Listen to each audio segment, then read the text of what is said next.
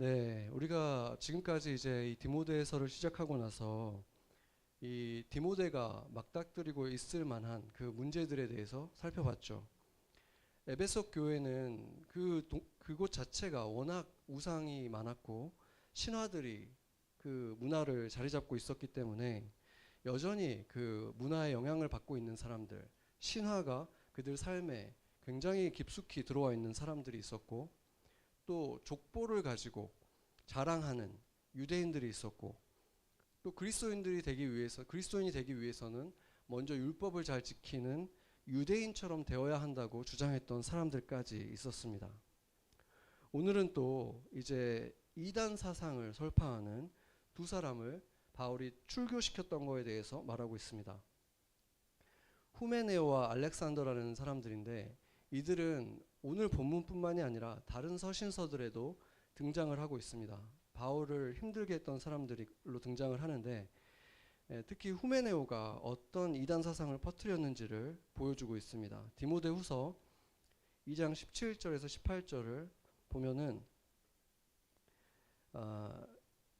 어떤 문제가 있었는지, 그들의 지금 그가 혼자만 믿고 있는 게 아니라 그게 악성 종양처럼 교회에 퍼져나가고 있었기 때문에 그를 이제 출교시킬 수밖에 없다고 했는데, 진리에 관해서 그들이 뭔가 잘못됐다. 뭐가 잘못됐다고 얘기를 하냐면 부활이 이미 지나갔다, 이렇게 말을 한다는 거예요.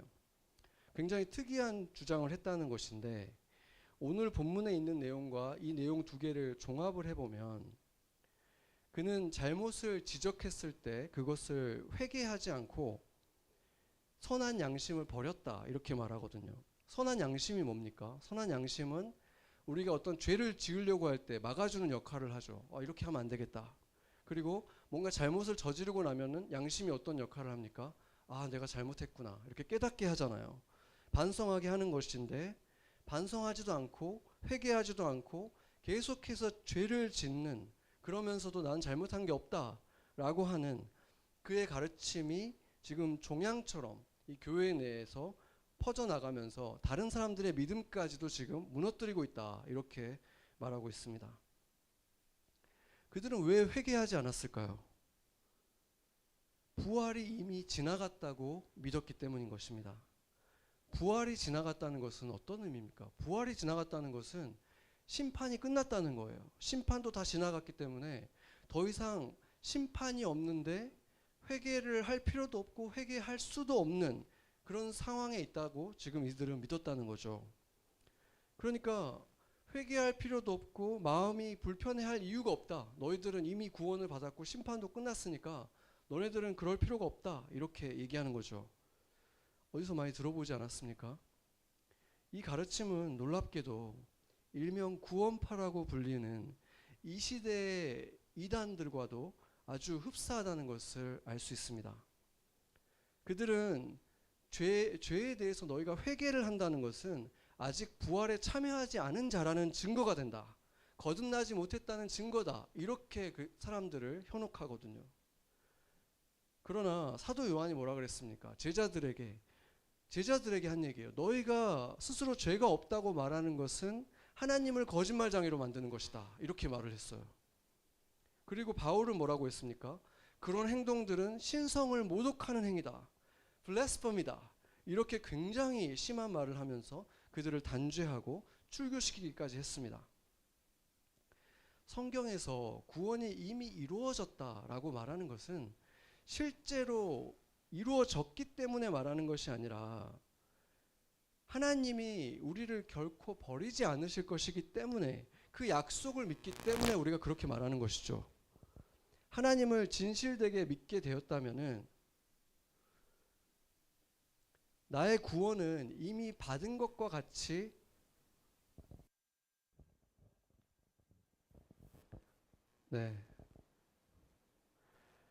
나의 구원은 이미 받은 것처럼 여겨도 된다, 믿음으로 그렇게 취하라, 이런 얘기지 실제로 심판이 이미 지나갔다는 얘기가 아니라는 것이죠. 성경에는 이렇게 믿음을 떠난 자들이 적지 않게 등장을 하고 있습니다. 구체적인 이름까지 등장한 사람들만 해도 바울의 제자들뿐만이 아니라 사도 요한의 제자들도 있었습니다. 네, 잠깐만요. 여기 선이 너무 많아가지고 여기 지금 안테나라서 네. 아니 네, 네 괜찮을 것 같아요. 네, 네 저희가 우리 어저께 결혼한 우리 성렬 형제가 이 무선 마이크를 기증해줘가지고 그걸 사용하는데 약간 처음 해봐가지고 네. 네, 이렇게 성경에는 믿음을 떠난 자들에 대해서 적지 않게 계속 얘기를 하고 있는데 바울의 제자들 가운데에서도 이름이 직접 호명되고 있는 자들이 있고 또 사도 요한의 제자들 가운데에도 그 믿음을 떠난 자들이 있었습니다. 놀라운 것은 바울이나 요한처럼 이렇게 성령이 충만한 이런 사람들인데도 자신의 그 제자들이 이렇게 온전한 믿음이 없이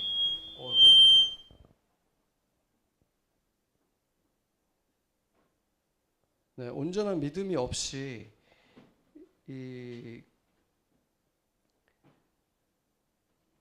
이렇게 떠나가게 될 거라는 것, 온전한 믿음이 없이 결국에는 이렇게 믿음에 파선하게 될 거라는 것을 요한이나 바울도 눈치챌 수 없을 만큼 그들이 보기에는 분명한 믿음을 가지고 있었다는 것입니다. 예를 들어서 바울의 제자 중에서 데마라고 하는 제자가 있죠. 데마는 누가나 디모데처럼 이렇게 바울의 총애를 받았던 사람이었습니다. 그는 골로새서나 빌레몬서에서 바울과 함께 문안을 전하는 제자로 이름을 올리기까지 했습니다. 그런데 바울의 마지막 서신서인 디모데후서에서는 이렇게 말하고 있어요. 디모데후서 4장 10절을 한번 보겠습니다. 여기서 보면은 데마가 이 세상을 사랑하여 나를 버리고 이렇게 말하고 있어요. 그러니까 정말 사랑해서 마음에 품고 있었던 제자였는데 이 사랑하는 제자가 나를 버리고 세상으로 떠나버렸다. 굉장히 바울의 그 실망감과 슬픔이 묻어나는 이 구절이죠. 그러니까 지금 생각을 해보면은 그때 데마라는 사람이 예수 그리스도를 쫓는 그리스도인이 된다는 것이 가벼운 결단이 아니었잖아요. 그때 당시에는 득이 될 게 아무것도 없는 거예요. 많은 고난이 기다리고 있는 일이고 어쩌면 가족들에게도 버림을 받을 수 있는 그런 일이었는데 그렇게 많은 어려움을 겪으면서까지 바울을 쫓아갔고 그리스도의 제자가 됐던 그 사람이 그런 굳은 믿음이 있었던 사람들이었는데 그랬기 때문에 당연히 바울도 정말 아들처럼 사랑했죠. 그렇게 한때 모든 것을 포기하고 따를 만큼 믿음의 확신이 있었던 사람이었는데 결국은 그들의 믿음이 파선하고 말았다는 것입니다. 그것이 우리를 굉장히 혼란스럽게 만드는 것이죠. 종교개혁자 칼빈의 기독교 5개 강령이 있는데 그 중에 5번째는 영어로는 Perseverance of Saints라고 하고 한국말로는 성도의 견인이라고 합니다. 한번 예수님을 믿고 성령이 임하면 성령님께서 그들을 끝까지 지켜줄 것이기 때문에 믿음에서 떨어져 나갈 사람이 없다. 성령님이 끝까지 지켜준다. 이게 견인해준다. 이게 지금 5번째 조항이죠. 그런데 오늘 본문을 보면 후메네오나 알렉산더 같은 사람들이 그들의 믿음이 가짜였다 이렇게 말하는 게 아니라 믿음이 있었는데 그 믿음에서 믿음이 파선했다 이렇게 말을 한다는 거예요. 그뿐만이 아니라 그들을 통해서 믿음이 있던 다른 제자들까지도 믿음이 무너져 내리고 있다 이렇게 지금 얘기를 한다는 거죠. 바울의 눈에는 그들에게 분명히 믿음이 있었지만 믿음을 잃어버린 파선한 사람들이었다는 것입니다. 그렇다면은 바울은 이 칼빈의 교리에 동의하지 않는 것일까요? 교리라는 것은 성경 전체를 어떤 심플한 몇 가지 원칙으로 정리를 한 것이잖아요. 그렇기 때문에 성도들이 그것을 읽어보면 쉽게 이해할 수 있고 또 삶에 적용을 할 수 있는, 그래서 단순화되어 있기 때문에 그런 장점이 있지만 단순화된 만큼 모든 내용을 다 담고 있지를 못한다는 거예요. 그래서 성경 내에서 서로 상충되는 내용들이 나타날 때 교리는 결코 그 2가지를 다 담을 수가 없다는 거죠. 성경을 보면은 서로 상충돼 보이는, 우리가 보기에는 서로 다른 원칙이 있는 것처럼 보일 때가 분명히 있다는 것입니다. 그러고 보면은 오늘 본문에서도 성령이 모든 것을 다 해줄 것이니까 너희는 그냥 가만히 있으면 된다라고 말하는 게 아니라 믿음과 함께 착한 양심을 가지라 이렇게 명령하고 있고, 선한 싸움을 싸우라 이렇게 적극적인 성도의 책임에 대해서 말을 하고 있어요. 그러고 보면 바울의 서신서의 대부분의 내용들은 성도들이 어떤 생각을 하면서 살아야 되고 어떤 행동을 해야 되고 어떤 믿음을 우리가 행하면서 살아야 되는지, 믿음을 지켜갈 것인지, 이런 성도의 책임에 대한 부분이 오히려 훨씬 더 많은 부분을 차지하고 있다는 사실을 우리가 보게 됩니다. 그래서 칼빈의 이 교리는 성도의 책임이 마치 전혀 없는 것처럼 좀 심하게 단순화해버렸다는 것을 우리가 알 수 있는 것입니다. 왜 칼빈은 이렇게 뻔히 성경에 이렇게까지 강조되어 있는 내용들을 그냥 지나쳐 버린 것이겠습니까? 거기에는 이유가 있습니다. 칼빈이 이 강령을 만들었을 때의 상황을 한번 생각해 보세요. 당시 모든 유럽 사람들은 태어나면서부터 바로 카톨릭 신자가 됐습니다. 그들은 작은 죄도 숨김없이 사제에게 찾아가서 고해 성사라는 것을 해야 돼요. 왜냐하면 교황이 인정한 그 사제들만이 죄를 사해줄 권한이 있었기 때문입니다. 그래서 고해 성사를 하고 나서 신부가 이런 것을 해라, 죄값을 담당하기 위해서 이런 걸 해야 된다라고 해서 했는데, 그거를 복종을 안 하면 이제 후에 연옥이라는 곳에 가서, 죽고 나서 연옥이라는 곳에 가서 자기가 그걸 다 갚아야 되는 거예요. 그러고 나서야 천국에 들어갈 수 있기 때문에 이제 그 사제들이 너희가 종교적인 어떤 고행을 해야 된다, 수도원에 들어가야 된다 하면 들어가야 되고, 아니면 교회 건물을 짓는 그런 것에서 노동을 해야 된다 그러면 노동을 해야 되고, 아니면 추가적인 헌금을 해야 된다 그러면은 또 돈을 내야 되고, 이런 것들이 요구되었던 것입니다. 마치 다른 종교들처럼 구원을 위해서는 자기가 인간이 어떤 뼈를 깎는 신앙적인 이런 노력을 통해서 구원이 더 확실히 되는 이런 것이 이때 만연했던 것이죠. 그런 과정에서 카톨릭은 나중에는 연옥에서 보낼 시간을 감해주는 조건으로 면죄부를 판매하기까지 했습니다. 바로 그런 암울한 시대의 성도들을 위해서 마련된 교리가 바로 칼빈의 기독교 강령이었던 것입니다. 인간이 종교적인 노력을 통해서 구원을 얻어내는 것이 아니라 이것은 하나님의 은혜로만 되는 일이다, 이렇게 가르친 것입니다. 사제들이 시킨 대로 이런 종교적인 노력을 통해서, 열심을 통해서 그들의 구원이 지켜지는 것이 아니라 그것 또한 성령님이 은혜로 역사하심을 통해서 지켜주시는 것이다, 이것을 강조한 것입니다. 지금 우리에게는 너무나 익숙하고 당연한 이 사실이 그들에게는 눈이 휘둥그레지는 일이었던 것입니다. 강조점이 어디 있는지 아시겠죠? 당시에 그들의 믿음이 너무나 잘못된 쪽으로 이렇게 기울어져 있었기 때문에 그것을 올바로 세우기 위해서 종교개혁자들은 반대로 굉장히 이렇게 심하게 그쪽 반대편을 강조할 수밖에 없었던 상황이었다는 거예요. 그렇다면은 지금 이 시대는 어떻습니까?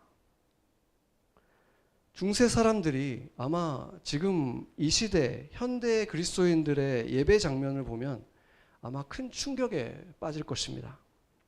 아마 루터나 은혜를 강조했던 칼빈 같은 사람들도 아마 혀를 내두를 거예요. 그 당당함을 넘어선 뻔뻔함이라고 해야 될까요? 전혀 그리스도인처럼 말도 하지 않고 행동도 하지 않으면서 당당하게, 또 예배에서는 그때는 거의 무릎을 꿇고 예배를 드리다시피 했던 그들의 모습과 정반대로 강의를 듣는 어떤 청중 같고 공연을 보러 온 그 관객 같기도 한 우리 시대의 성도들의 모습은 그들에게는 너무나 충격적인 모습일 것입니다. 그러면서도 자신들은 구원받았다. 나는 거듭났다. 나는 심판을 지나갔다. 나는 심판받지 않는다. 정죄받지 않는다.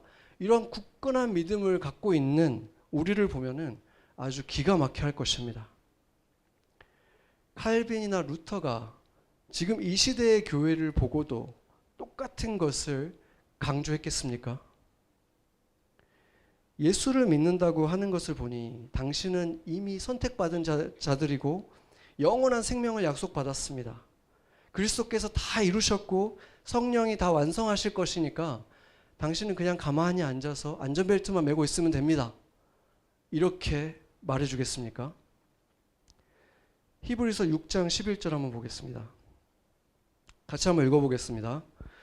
우리가 간절히 원하는 것은 너희 각 사람이 동일한 부지런함을 나타내어 끝까지 소망의 풍성함에 이르러. 아멘. 히브리서 6장은 예수님을 믿었다가 다시 타락한 자들은 다시 용서받을 수 없다. 그리고 너희가 올바른 열매를 맺지 않으면 다 버림받을 것이다. 이런 굉장히 무서운 말들을 하다가 지금 이 얘기를 한 거예요. 그 외침이 뭡니까? 너희가 그냥 가만히 앉아있으면 된다고 얘기합니까? 아니잖아요.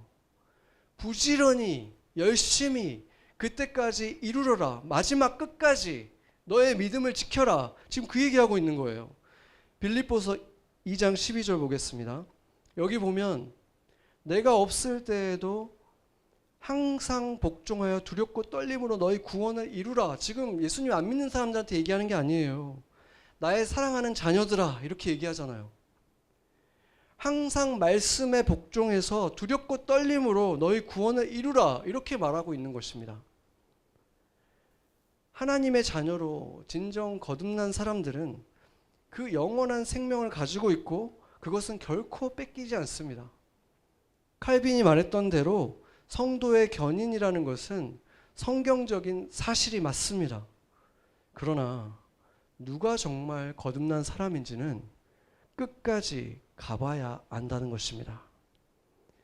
가끔 교회에 나가는 것 외에 그리스도인다운 모습은 거의 찾아볼 수 없는 사람들이 나는 구원을 확신한다 하는 이 시대의 교인들은 칼빈의 강령보다 오늘 바울이 디모데서에서 지금 우리에게 주는 이 경고를 더 잘 들어야 하는 것입니다.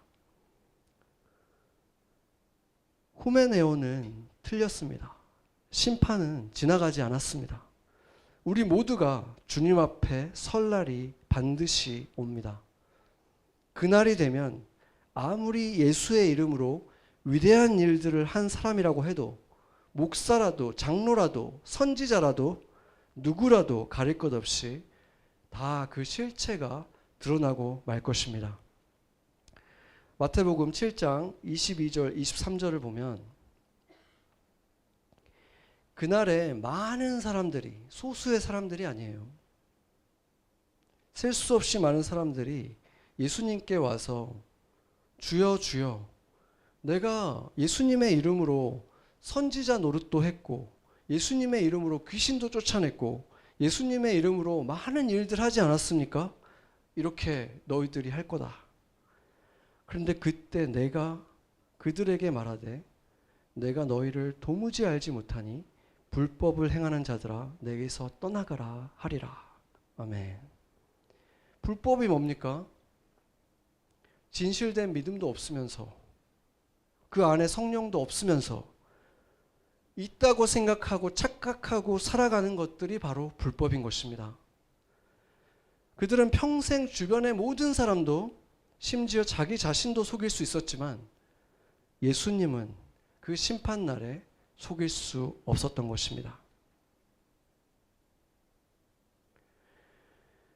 그렇다면은 이제 우리의 신앙을 어떻게 점검해야 하는 것입니까? 제가 어렸을 때 저희 집은 뭐 교회 다니는 집이 아니었으니까 교회를 가본 적이 거의 없고 간 기억도 안 나요. 근데 신기하게도 제가 어렸을 때 자주 불렀던 어떤 노래가 있는데 그 노래가 이랬어요. 믿음과 소망과 사랑 중에 그 중에 제일은 사랑이라. 이런 찬양 있죠? 뭐 우리가 지금 거의 안 부르는 찬양 같은데 제가 지금도 이게 기억이 나는 거예요. 어렸을 때 어디서 들었는지도 모르겠어요. 아마 어쩌면 뭐 성탄절 이럴 때 과자 준다고 교회 오라 그러면 아마 가서 그럴 때 들었는지 교회 간 건 기억도 안 나요. 근데 이 노래를 계속 흥얼거렸어요. 어렸을 때. 아마 제 첫 번째 찬송이겠죠. 제가 불렀던. 이게 고린도전서 13장 13절 이 구절을 그대로 음을 붙인 거잖아요. 바울은 여기 외에서도 여러 군데서 진짜 예수님을 믿는 사람들, 거듭난 사람들, 하나님의 생명이 있는 사람들, 그리스도인들에게 나타나는 세 가지 특징을 바로 이렇게 말했어요. 믿음과 소망과 사랑의 사람들. 이렇게 말했습니다.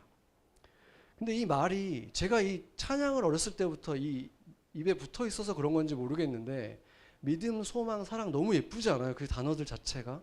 영어로도 보면은 faith, hope, love 이게 진짜 너무 그냥 글자만 봐도 예쁘잖아요.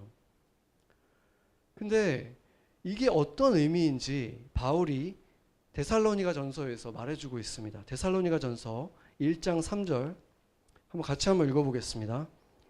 너의 믿음의 역사와 사랑의 수고와 우리 주 예수 그리스도에 대한 소망의 인내를 우리 하나님 아버지 앞에서 끊임없이 기억하매니. 아멘. 믿음과 소망과 사랑은 그 개념 자체는 눈에 보이는 게 아니죠. 그렇지만 믿음은 역사로 나타나고 사랑은 수고로 나타나고 소망은 인내로 그 모습을 드러낸다는 것입니다. 그 중에 제일이 사랑인 이유는 참된 믿음과 소망이 있으면 사랑이라는 꽃으로 그 사람의 삶에서 피어나기 때문에 그런 것입니다. 감춰지지 않는 거예요. 배교자들에게, 이단들에게 없는 것이 바로 이 세 가지입니다. 그들에게는 어쩌면 보통 그리스도인들보다도 더 뜨거운 열심이 있어요. 열성이 있죠. 그렇지만 참된 믿음과 소망과 사랑이 없다는 거예요. 자기에게 더 확실한 구원의 어떤 확신을 주고 확실한 면류관을 준다는 곳을 찾아서 종교적인 열심으로, 이기심으로 열심히 쫓아다닐 뿐 이 세 가지가 없는 거예요. 부활은 반드시 오겠지만 아직 오지 않았습니다. 그날의 가장 영광스러운 면류관을 얻게 될 사람들을 보면 그리스도인들 사이에도 깜짝 놀랄 만한 반전들이 일어날 거예요. 높은 곳에서 위대한 일을 지휘했던 유명한 사람들이 아니라 아무도 모르게 선한 일을 하고 신실하게 구멍난 곳을 메워주던 그런 신실한 무명의 그리스도인들이 가장 영광스러운 면류관을 얻게 될 것이기 때문입니다. 작은 것밖에 받은 것이 없는데 하나님이 주신 것이라고 귀하게 여기면서 자신이 할 수 있는 사랑을 실천하면서 살아가는 그런 사람들이 지극히 존귀한 이름을 얻게 될 것이기 때문입니다. 코비드가 오기 전에도 서구 사회에서 이미 교회나 기독교는 인기가 점점 없어지고 있었고 그 신앙을 떠나는 분위기가 가속화되고 있었습니다. 그런 것을 보고 한 신학자가 이렇게 말했어요.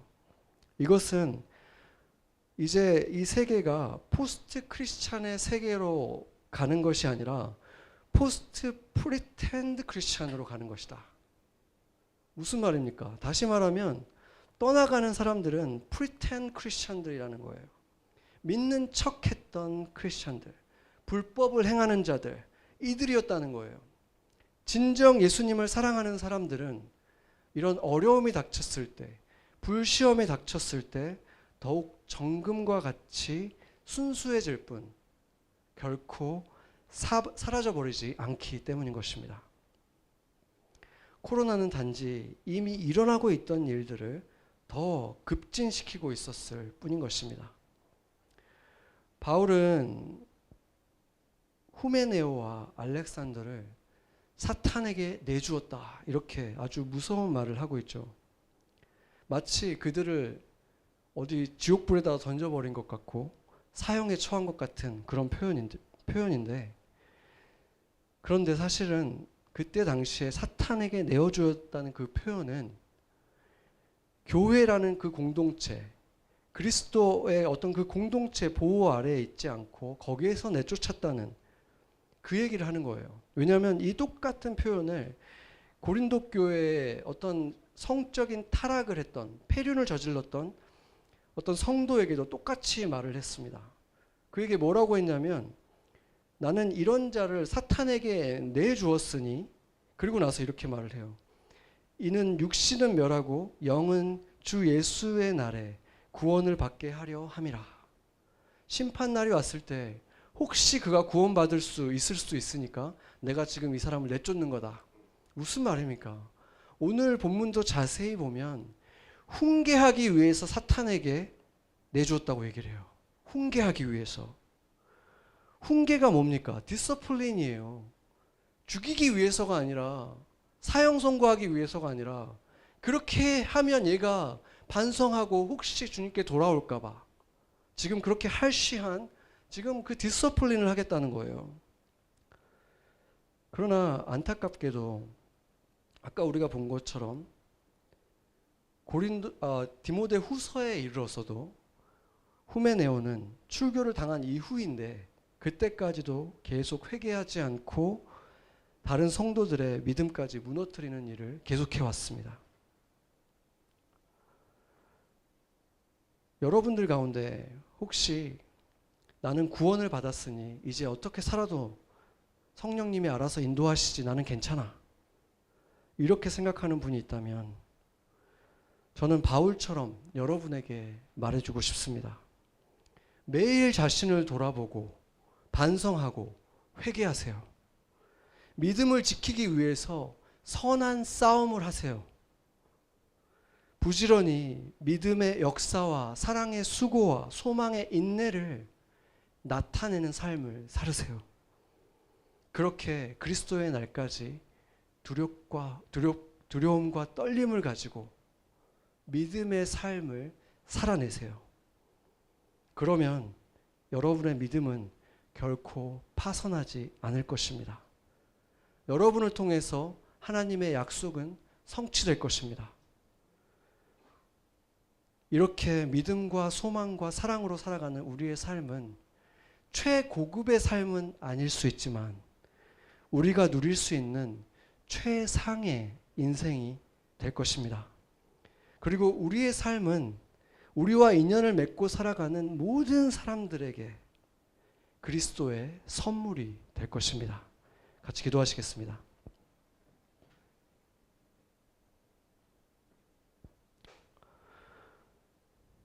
복음은 우리의 구원이 선물이라고 말합니다. 그러나 그것은 아무런 대가 없이 주어진 것이 아니었습니다. 하나님의 아들이 너무나 큰 대가를 치르셨습니다. 우리를 은혜로 구원해 주신 예수님, 큰 대가를 치러주신 예수님이 우리에게 이것만큼은 지키라고 명령하셨습니다. 하나님을 모든 것을 다해서 사랑하고 그 사랑으로 내 이웃들을 사랑하고 돌봐줘라. 그런데 우리는 그 명령을 들을 때마다 아무런 느낌이 없이 한 귀로 흘려버리면서도 말로는 그분을 사랑한다, 나는 그분을 예배하는 예배자다, 매주 그렇게 말로만 사랑을 해왔습니다. 선한 양심이 살아있다면 과연 그렇게 당당할 수 있을지 의문이 듭니다. 주님, 우리에게서 거짓과 뻔뻔함을 거두어 주시옵소서. 잠든 영을 깨워 주시옵소서. 사랑의 수고를 마다하지 않게 하여 주시옵소서. 내 교회의 형제 자매들부터 안부를 걱정하고 돌아보며 조금씩이라도 더 사랑하는 우리가 되도록 진실을 보게 해 주시옵소서. 마지막 심판의 날까지 무감각과 게으름의 늪에 사단의 속임에 빠지지 않도록 사랑함으로 깨어있게 주시옵소서. 우리에게 믿음과 소망과 사랑을 주신 예수님의 이름으로 기도합니다. 아멘. 아멘.